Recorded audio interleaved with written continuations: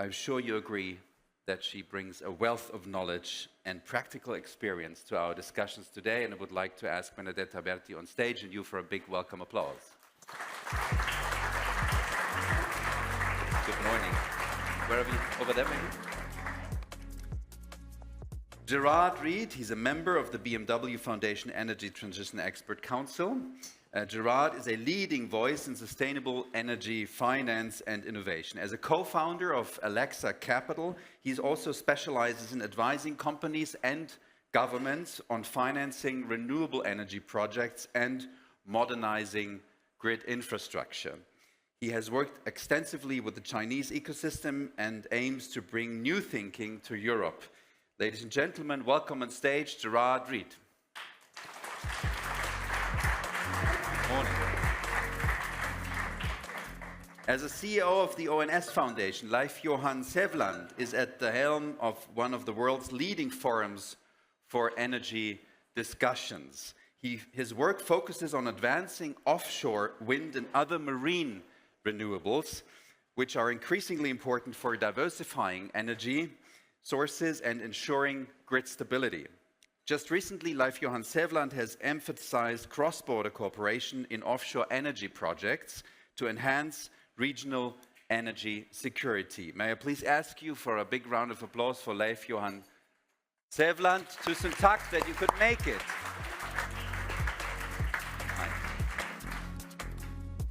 Good morning. Thank you very much and welcome on stage, Leif Johan. With Europe facing continued pressure from Russia, a turbulent relationship with China, and it turns out more and more, maybe also a turbulent relationship with the United States. Does the EU really have a credible plan to secure its energy grids? Or are we still hoping for the best while playing catch-up on critical infrastructure resilience? First of all, does it work? The microphone should be turned up a little bit, the volume. If it doesn't work, I can use this one Yes, somehow. Okay. Thank you. First of all, the question is, can we secure our energy supply? Can we rapidly respond to challenges and threats faced by Russia? The answer is yes, and actually we demonstrated it already in 2022, because what was happening is that Russia was trying to use its then natural gas supplies as a weapon of blackmail and manipulation.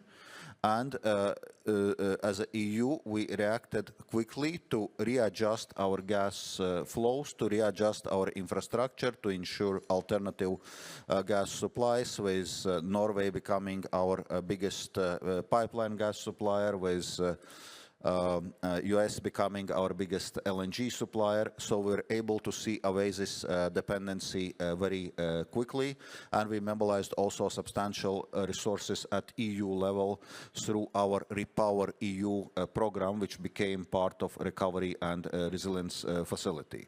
So we were able to respond to this. Another element I would highlight, just last weekend, the three Baltic states disconnected their electricity grid from Russia and joined and synchronized its network with a European electrical energy network. So that was another step in strengthening our resilience. But it's also true, of course, that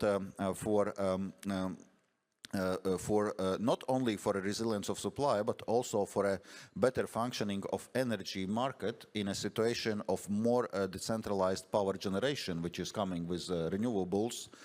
We need more interconnections.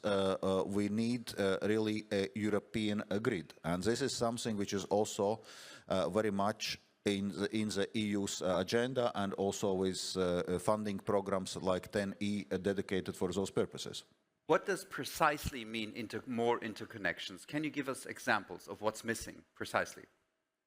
I would probably not now starting to say specifically which interconnections are missing. We know there are some famous ones which are missing, but I don't know them. Maybe the audience. Okay, one famous interconnection which is missing in the EU, which everyone is talking, is interconnection between France and Spain, and issues related to Iberian Peninsula. That is just one example, but actually there are still quite a few interconnections missing because energy grids, electrical grids were developed in each country historically separately, so those linkages are needed, and not only between countries but also within countries. For example, interconnections between North Germany, where there's more generation, and South Germany, where there's more industry and consumption, is another good example. So there is a lot of work to do, but as I said, whether Europe can do, I believe Europe can do it. So is it possible, would it be possible, if you want to say, that the fact that there is external pressure also leads to some overdue innovation within Europe? Because when I hear that there is a missing interconnection between France and Spain, that has definitely nothing to do with the conflict in Ukraine. So is it also a wake-up call for a further European integration? For sure, and I don't know the example which the Commissioner was mentioning exactly, but I would say that's also a kind of neighborhood situation. Kind of a neighborhood situation, yeah. Energy security. We have countries which would like to be and secure their own energy, and we have seen that in Europe for a long time. But if I may say, yesterday I heard a vice president from another country than a European. And I would like to say I'm a proud European being here. I see how Europe has actually managed the situation which we have been through for the last years. We have good elections, we have freedom of speech, we have democracy, and we are doing quite well. But we have plenty of challenges for the future. We know the war in Ukraine, the Russian war in Ukraine, has faced some of the challenges. We need to act faster, and we need to act smarter. But we also have one other challenge, which has not been as high on the agenda yet, due to, of course, the war in Ukraine, and that's the climate change.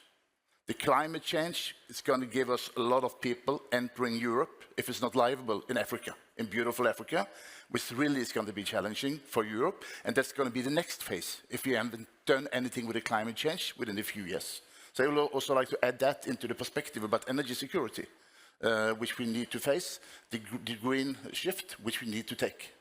Benedetta, before we focus a bit more on that, on these issues, like Johan just touched upon, let's stick for a moment to the very hardcore security issue. How can, in your opinion, I mean, in my introduction I said you're a true expert in that field, how can nations safeguard, in your opinion, their critical systems against emerging threats? Threats, as Valdis has just pointed out, both physical and also digital. What are kind of concrete examples of how they can safeguard their infrastructure? Right. I think that's a really important question. Maybe I'll start with one, I think, underlying key principle, and that is we need to think about security when we think about key economic policies choices. And that's something that doesn't come very natural to many of us. So it's kind of a paradigm change, because it wasn't like that before. The security Correct. aspect was kind of not the dominating Let me explain. For in the post-Cold War peace dividend era, we thought we could deal with economics on the one hand, and we could deal with national security on the other. And economic dependencies were seen as a gateway to more cooperation, right? But of course, economic dependencies can also be a gateway for vulnerabilities, for risks, and that's where the security perspective comes in. So that's very important when you think about critical infrastructure. Critical infrastructure being transportation infrastructure, ports, highways, airports, being the energy infrastructure, being the digital infrastructure, or the civilian satellites. All of this infrastructure is not just key to our prosperity, but is also key to our national security. Our militaries depend on this civilian infrastructure to operate. So if this infrastructure is compromised, our militaries are not going to be able to perform their job. Therefore, our security is going to be impacted. So when we decide which type of 5G network we buy, how do we administer our ports, how do we administer our transportation infrastructure, who do we supply energy from, all of these choices have economic implications, of course, but they also have national security implications. And I think a lot of Europeans learned this the hard way after the beginning of the full-scale invasion, war of aggression of Russia against Ukraine. where, of course, our one-sided energy dependency was used as a blackmail tool by the Russian Federation. And to me, that's a very important lesson. What is the lesson? That we should not have one-sided dependencies on strategic competitors and adversaries. So, for example, we should think very carefully when we think about clean energy. Who do we depend on? And is that reliable? And is that safe for our national security? Benedetta, given the fact that the Russians know it anyway, could you elaborate on what is the weakest spot of the European energy infrastructure right now? Let me pivot to something that is slightly less ominous, and let me pivot instead to say that we have, in recent years, taken very important steps. First of all, diversifying and weaning ourselves off Russian oil and gas, very important. Diversify our energy suppliers, relying more on allies and partners. We mentioned Norway and the United States, for example, and being much more serious, both at NATO and EU level and at national level, about how do we secure our energy grid? How do we look for digital vulnerabilities? How do we secure our physical infrastructure? Of course, that's not just about energy grid. For example, in recent weeks, you have all heard about the undersea cables, which again is incredibly important for data, for energy, and for prosperity, and we see how they are also vulnerable. And for example, NATO recently started a new Baltic Sea operation, Baltic Sentry, to increase our patrolling, to increase our situational awareness, to send a signal of deterrence, to increase vigilance, and to support national law enforcement. So all of this is how we secure critical infrastructure in a time of strategic competition, where we have adversaries and competitors that are going to look for soft vulnerabilities in our societies, in our infrastructure, in our technology, in our industry, and try to weaponize it. Gerard, from an economic perspective, but the question goes afterwards to everybody else of you on the panel as well. Benedetta just said we have diversified the supply chain, basically. And on the other hand, we see a very strong tendency from the United States administration that there is kind of a nexus between tariffs, between NATO budget, between energy supply. So there is suddenly this entanglement of different sources, actually, different topics. And do you think it's a good idea to rely on a partner that doesn't seem to act like a partner anymore? No, be really clear, we need to be independent, right? So what means independent? Well, independence... It's a big word, but what does it mean precisely? It is. So the question is, if you look at Europe's vulnerability, it's because we have to import energy from abroad, right? And it's primarily fossil fuels. Now, if I take the Chinese example, the Chinese realize the same thing.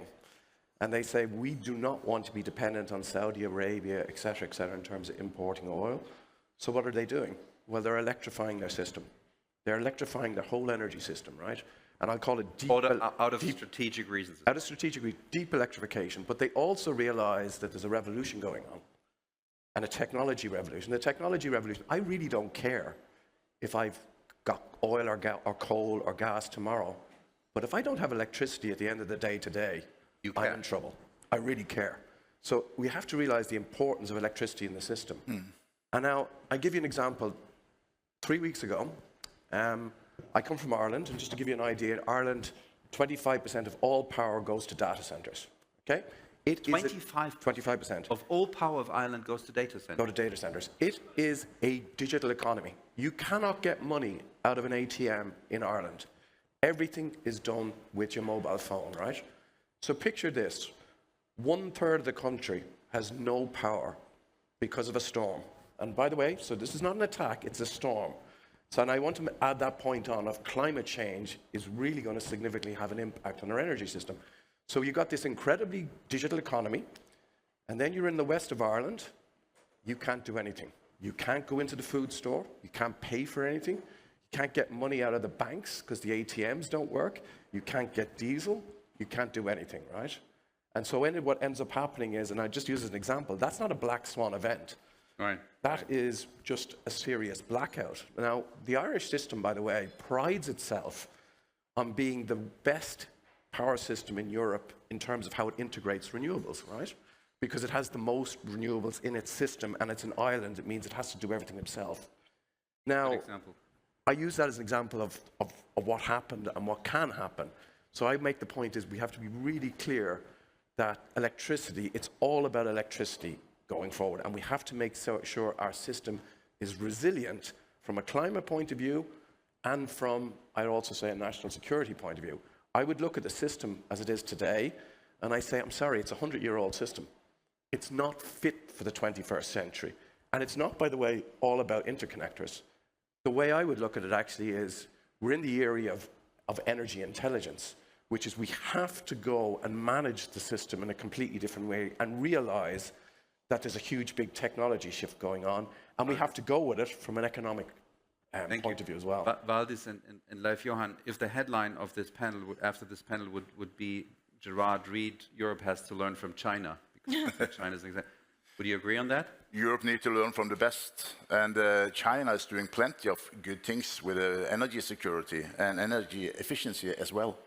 Give us, let's say, make it simple, 3 topics, 3 examples where Europe can learn from China immediately and implement it. Yeah, what we can do is actually to learn to work fast. If you see, for example, with offshore wind, permitting in Europe, it's, I wouldn't say generations, but quite a long time. The Chinese model is a bit different. They don't have this democracy, of course, but they do it much faster. They love technology. They do a lot of spending in research, new technology, which we need to do in Europe as well, especially in Norway. And then, of course, I think they also have seen that they need actually to also do changes, what they are doing, which kind of energy they are using. So China is getting much greener than a lot of people in Europe actually believe and imagine. So those 3 examples would come from my side.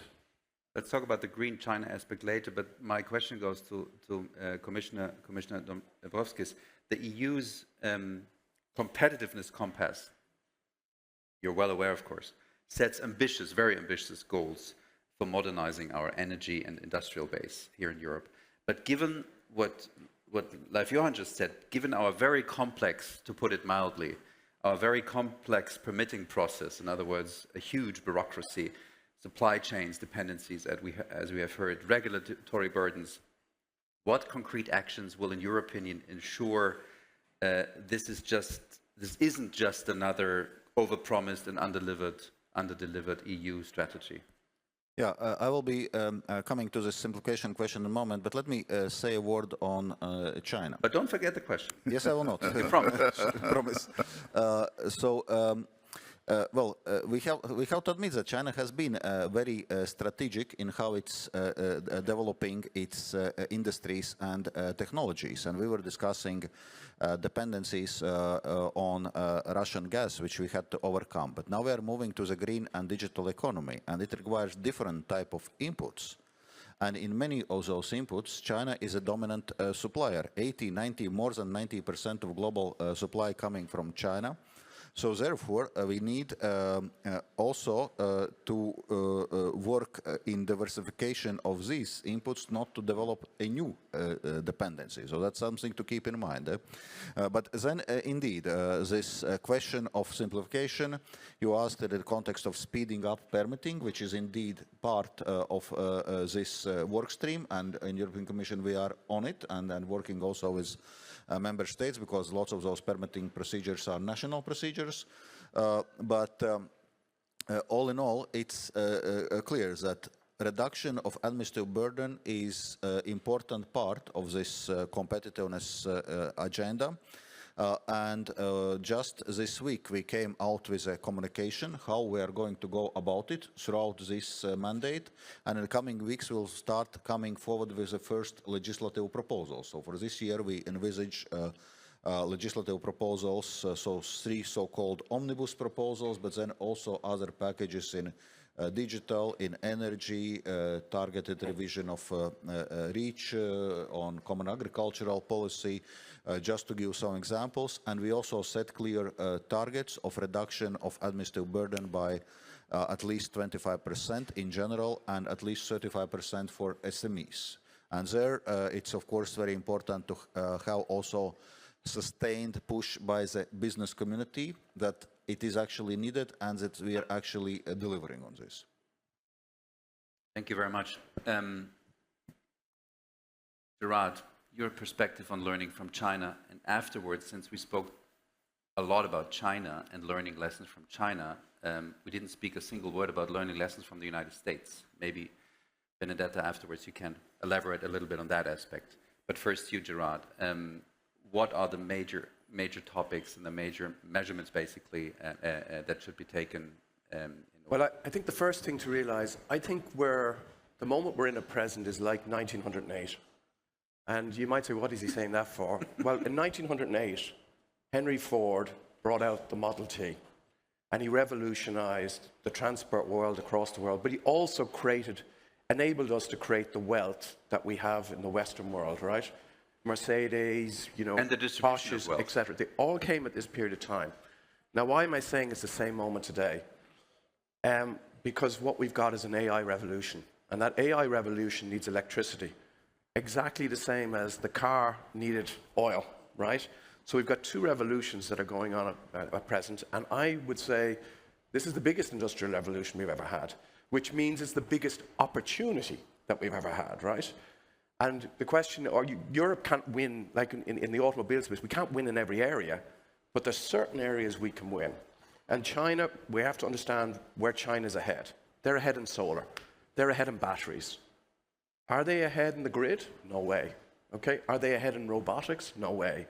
So there's areas where we really need to think about where we're ahead, and we have to go fast, because the way to beat China is to be ahead of them and then be bigger than them, okay? And that's exactly the Samsung way. This is how South Korea competes with China, and that's a small country, so we have to do the same. And so we have to understand China and then go into areas before them and then be bigger than them, right? The question to the other three panelists, what are the areas where Europe is ahead still, and how we can make sure that we stay ahead? Because if we think about the last 2 days, and there have been many discussions here on the stage on the fact that Europe, especially Germany, was ahead in terms of solar energy, solar panels, producing solar panels, and lost this advantage over the course of the last 15 years. So two questions. Question number one, where is Europe ahead? Question number two, how can we make sure that we're not going to be overtaken by competitors from other regions? Let me tell you where we're ahead, and right? then the others. Okay? So where we're ahead is in the grid. We've got world-class businesses like Siemens, ABB, PSI, across the world. So that's the area where we're ahead. And the second area is robotics. Again, ABB, companies like that, world-class and ahead. And I think they're really the areas you need to think about. Even ahead of American companies? Absolutely. I'm not an expert in that The world-class businesses are in those areas, right? What's your perspective on that, Benedetta, Valdis, Leif Johan? Well, there, so many topics have been touched, but maybe to start with Pick one. Big. I will maybe pick two, but do it quickly. Starting with the discussion, because you've asked what can we learn from China, what can we learn from the United States, where are we ahead as Europe? I mean, I think there is a recurring trend here, and it is about doing a better job at understanding vulnerabilities and understanding dependencies. When we talk about the PRC, for example, we know that leveraging economic dependencies is part and parcel of their strategy. So as Europeans, we need to understand that those dependencies come with a price tag, come with a risk attached, and we need to integrate national security, I think, much more seriously when we make those choices. That's part of the lesson, and in here we also go on the other side of the Atlantic. And the answer is also working more with our like-minded partners and allies.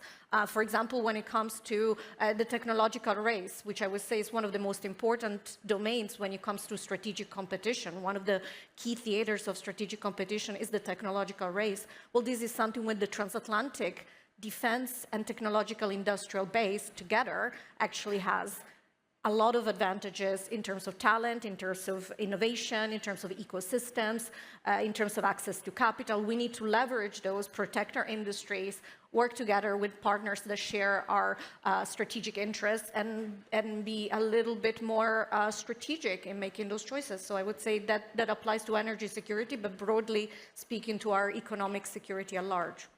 Thank you, Ben. What to learn from the US? People establishing in the US say it's easy. That's the word I say. It's easy. people could say easy living, easy establishing.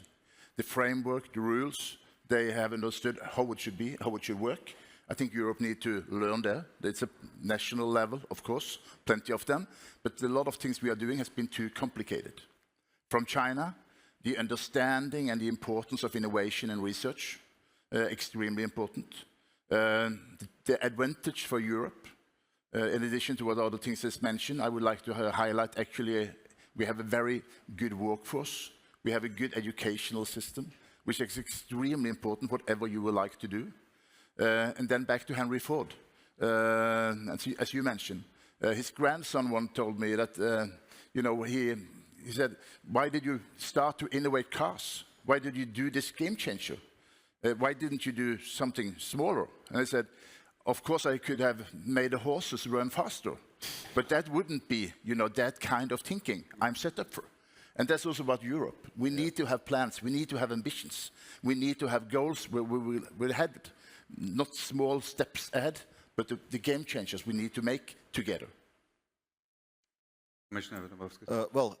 If we stick with energy, one more area I would mention where we are ahead is wind. But also there are competitors and there are challenges. But I wanted to make 2 points. One on China and how China get ahead, say, on solar and many other industries was with the help of state subsidies. It was heavily subsidizing its industry and then using it to aggressively gain market share. So one question is how we react to this kind of behavior, also looking forward. The EU market is open and it should be open, but it should be open for fair competition, not for state-subsidized competition. And there is where European Commission is already taking an action in a number of areas, but that's something to think. If we allow the same model to repeat it again, China is behind, it subsidizes its industry, takes market share with the help of those subsidies, and then our industry is wiped out, then this is something we cannot allow to be repeated as a pattern. So that is one important point. Another, what is necessary for Europe to stay ahead, or at least to stay in the race, is also to close the innovation gap. Because it is true that in relative terms, EU is investing less in research and innovations than US and even China, and this is something which we need to address because technological shift is accelerating, and that requires lots of research and innovation to keep up with the pace. What is precisely, Mr. Dombrovskis, the plan of the EU to close that gap? The plan of the EU to close that gap is a competitiveness compass. So that is where we outline all those areas which we need to address, including energy prices, including innovation gap, where we just need to invest more also in terms of funding. And we even have those quantitative targets, we are just not fulfilling them ourselves. So in a sense, we know what to do, we just need to do. But of course, it's not just one factor, it's innovation gap or energy prices or bureaucracy. We need to deal with all of those topics together, and that's where this competitiveness compass will help us to move forward. Leif Johan, you mentioned Henry Ford and the fact that he didn't invent faster horses but cars, which is a great anecdote, of course, and it enlightens the beauty and the benefit of the free market society, because it wasn't a state-directed order, basically, to develop a car. Let's talk, in my last question, a little bit about the beauty and the opportunities of public-private partnerships. Because that is something that might also be a differentiator compared to other markets. What's your take on that, Benedetta?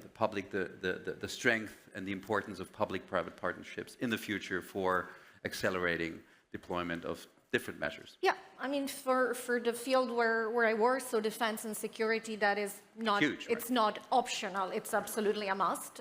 When it comes to defense innovation, unlike many decades ago, where a lot of defense innovation came from government-funded programs or from just the prime defense industry. Today, innovation happens in dual-use startups, in the tech world, and that requires governments to work much more hand in glove with the private sector. So when it comes to defense innovation, it is absolutely vital to not just to partner with, but to co-design, to co-produce, and to really work with the private sector along the way. We do that much more today, for example, in NATO with a Defense Innovation Accelerator that works to select startups that work on critical dual-use technologies that can be then utilized for our defense and security. So there's a lot of different tools and partnerships, but the key point is we have to work with the commercial sector and with the commercial operators in the private sector. Thank you, Benedetta. Gerard, what's your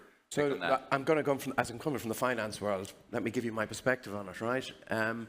Firstly, there's more wealth in Europe than the United States. So if you take the amount of capital that can be deployed, we're about 40% bigger than the US. But our capital markets are woeful. And what I mean by that is, if you're an innovative company today, you're raising your money in the US. You're not doing it in Europe, okay? They're leaving Europe, actually. Exactly, they're leaving Europe, right? And they're moving their headquarters to the States in some ways.